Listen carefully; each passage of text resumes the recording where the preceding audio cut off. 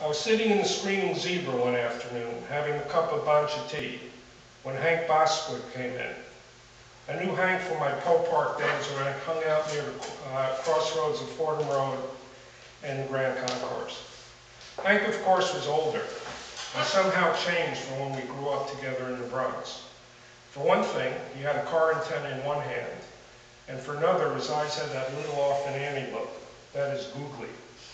He smelled as if he had doused himself in Old Mac Farm cologne, and I noticed that his wingtip Cordovans were sodden laces.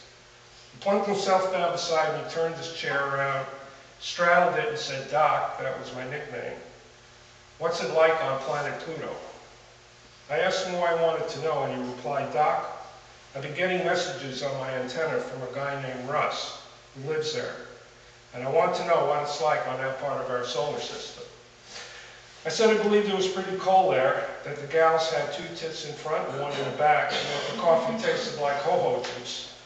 Hank seemed to like my answer and took me into his confidence.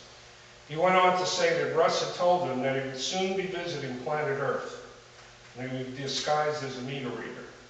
Hank could recognize him by a mark on his left cheek that resembled an armadillo. Hank was preparing his psyche for the impending rendezvous. I smiled and tried to remember Hank as he used to be back at PS 95.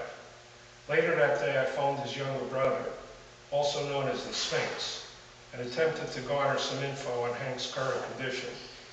As you may have guessed, I didn't get much out of him.